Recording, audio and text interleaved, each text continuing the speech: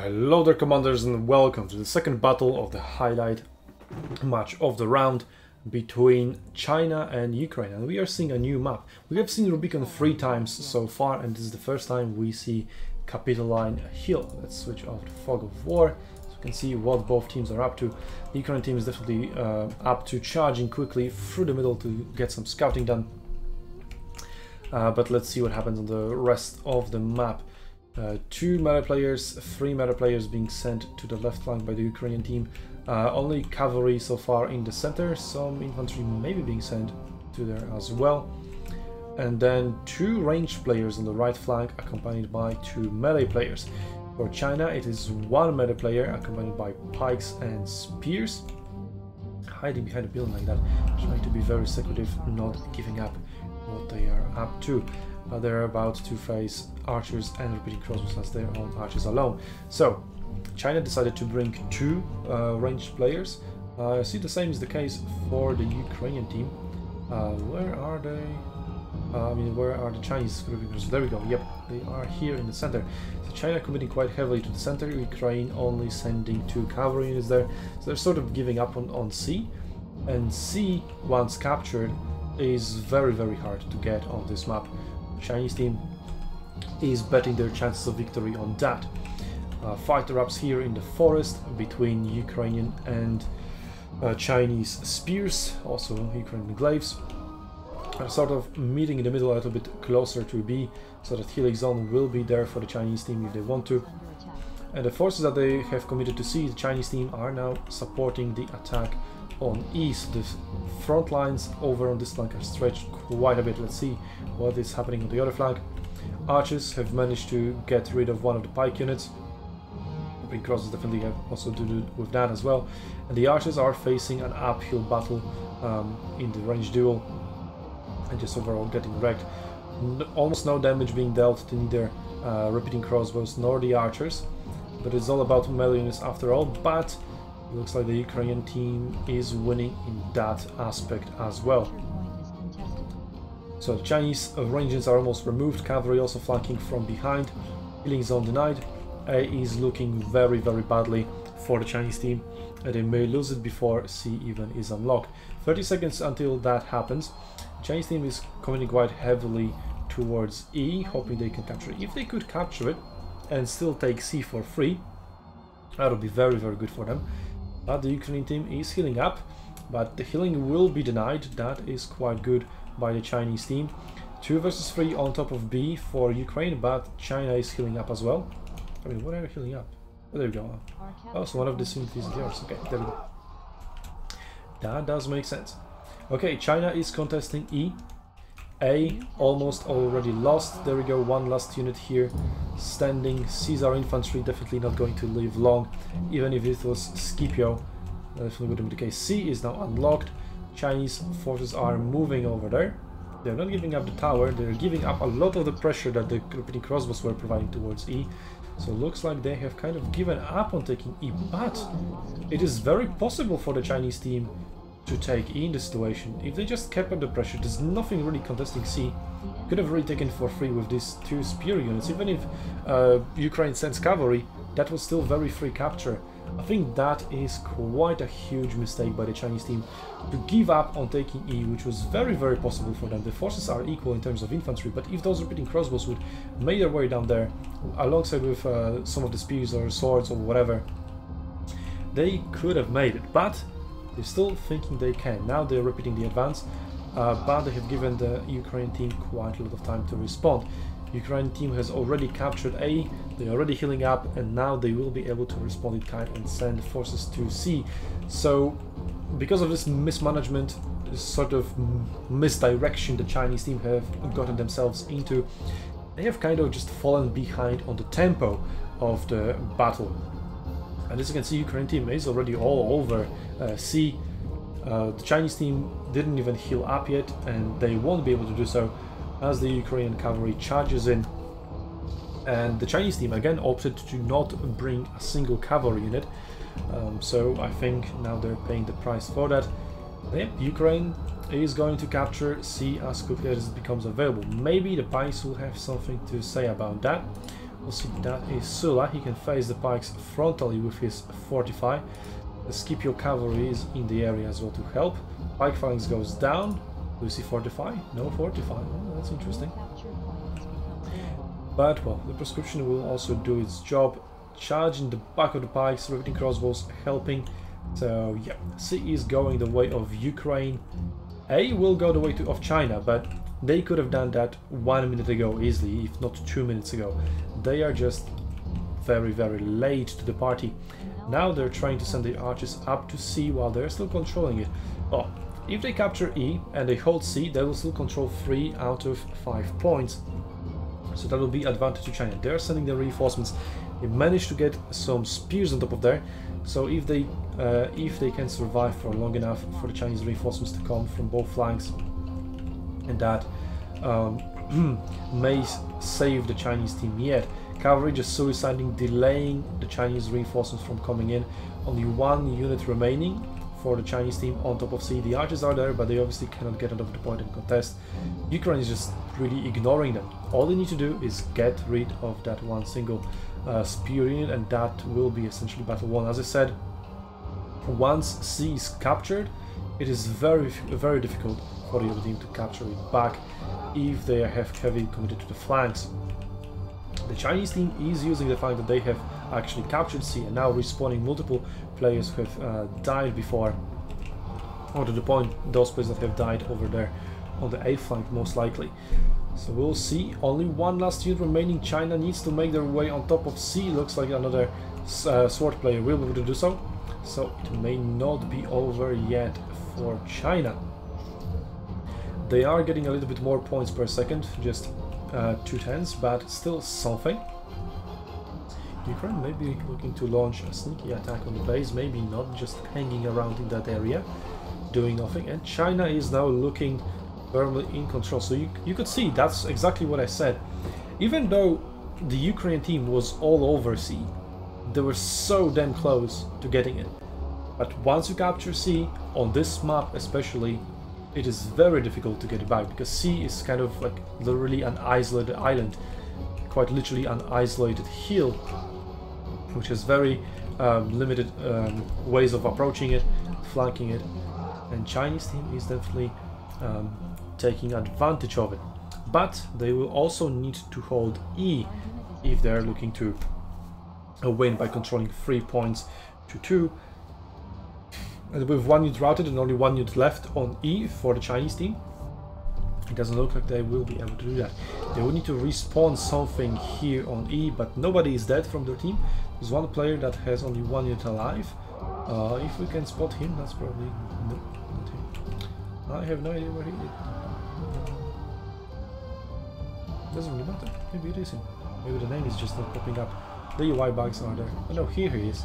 So he could heal up here if the healing isn't denied, but units have already been routed. The point is going to be flipped. The healing zone will disappear. The Chinese team will not make any time to E.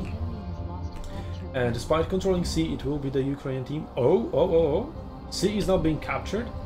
Can the Chinese team make it in time? Spears are trying to make it. Archers are trying to make it. C has been flipped. So no healing zone for China anymore. Archers not making it. That is a huge outplay by the Ukrainian team, or a big fuck up by the Chinese team. One of the two. They managed to get on top of C just in time to contest it, but as I said, the healing zone is no longer there, so they cannot use it to their advantage anymore as they used in the previous previous phase of the battle. They have lost E.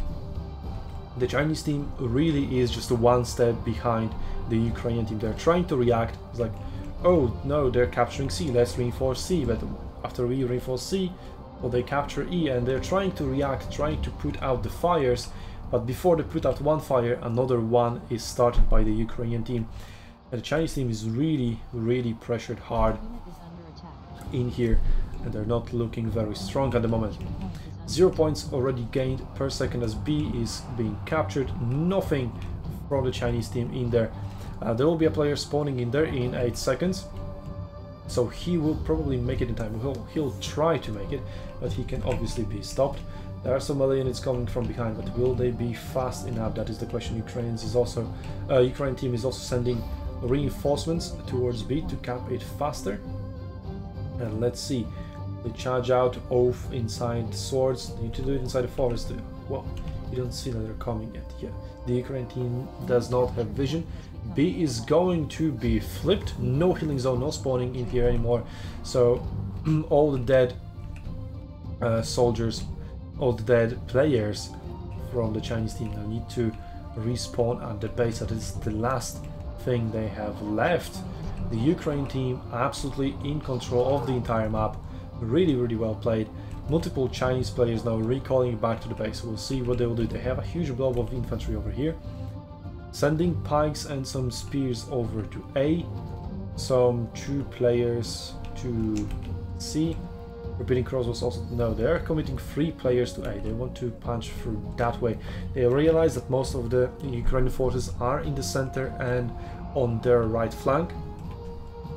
Maybe they will be able to capture B back. Looks like it will be the case. The Ukrainian team didn't secure the healing zone, so they cannot heal, they can't respawn over here. So China will take back control of B.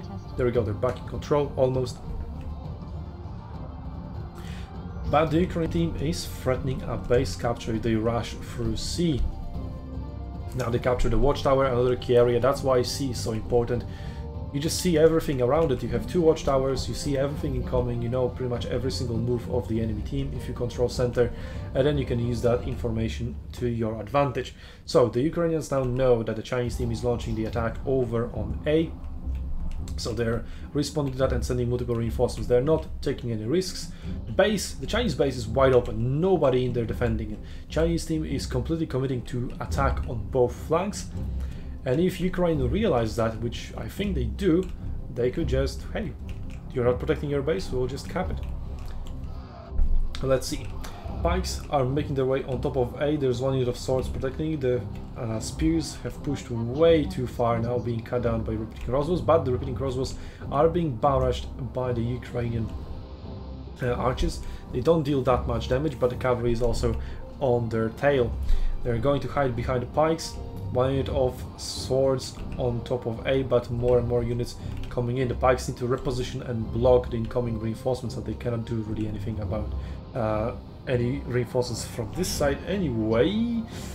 Yeah, there's another quite big misplay by the Chinese team.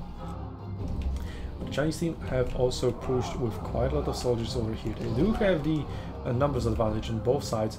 Cavalry now sneaking past the Chinese team. No, it has been spotted. It will be prevented from any sneaky capture shenanigans. It can still contest to lower the point gain for the Chinese team, but that isn't really a necessity for the Ukrainian team, and they can use the cavalry elsewhere.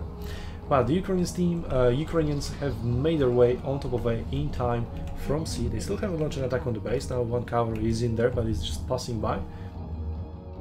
But as long as all the Chinese players are alive and in melee, they cannot even recall back to the base. So it would be funny if the Ukrainian team would have went for that way of securing the victory, but they really don't have to. They just took all the points. That is essentially a guaranteed victory for them, so they're not taking their chances. They respect the Chinese team, and they're facing them in B now, in E. China might be able to take it. They're chasing down the Ukrainian units trying to heal. Only 1 unit left on top of E. 2-3 more in the area for the Chinese team to cut down, but they do have quite a significant melee advantage on top of E, so they should be able to take it. But they're definitely not taking A, as they have been outplayed, surrounded. Ukraine team has reinforced A in time. Now the entire Chinese attack on that left flank is in crumbles. So they'll be respawning at the base. They could also respawn at B. B is now being captured. The cavalry managed to rout the unit that was defending it thanks to Warcry and finding of a reflank. Well, that is on the Chinese player to allow himself to be reflanked. There we go. Chinese team is respawning units at B, so they will be able to make it in time. So I mean, the point will be flipped. The question is, will they be able to make it in time to contest it? Which means any capture or contest of E is now also over. That is not Germanicus, so notice to do for you, so you'll actually suffer some damage from those ranged units, and they will be able to cut a unit down. And yeah, the Chinese team are winning on E now, but what of it if B is not secured? Well, they managed to walk on top of it, but it still take a while. What are these pike units doing? They're definitely not helping getting B back. Cavalry is just given free rein, and if they find additional recharges, flanks, and war cries, the units on top of B will just rout. Pikes are very, very slow. There we go. The pike phalanx is lifted, but that unit is engaged melee. Can't go into pike phalanx anymore. There we go. Now it goes, despite still being in melee. What do I know? Apparently being in melee doesn't prevent pikes from going to pike phalanx. I thought I knew how this game. I mean, I know that that's the way it works, but it's not the way it's supposed to work. But whatever, whatever. I'm not going to question. But nonetheless, the Ukrainian team is definitely flexing on the Chinese team and are just seconds away from victory, controlling every single point other than B. B is contested, almost captured. Well, Chinese team didn't let them capture it fully, but that doesn't really make a difference. They are on top of E, but it doesn't matter. I wonder if it's a rage disconnect, just rage quit, or is it actually a genuine disconnect. But whatever the case is, that is definitely not going to influence the outcome of the battle, where the Ukraine secures a very, very commanding victory over the Chinese team. The first battle was much more equal. This one, as I said, Ukrainian team was one step ahead at any given time of the battle, maybe apart from the very, very beginning, right? But I just outplayed them at the beginning, and after that, smarter decisions around the map, or rather just good decisions around the map, versus the Chinese questionable moves, like just going back and forth, not knowing when and where to commit. That has put them behind, and the Ukraine team, once they gotten an inch, they didn't give anything back, which now puts Ukraine in the first place in our table. After all, they won the first two matches. China will be then in third place with 1 win, 1 loss. Russia is still then in second with 1 win, 0 losses, and then three teams on fourth place with just 1 loss. But they're going to play next. The next battle, the next match is going to be Poland versus Russia. Poland has made a valiant effort against the Ukrainian team in the previous battle, so we'll see if they will be able to do the same against Russia or maybe beat them. We'll definitely I will definitely looking forward to the match. It is looking quite spicy.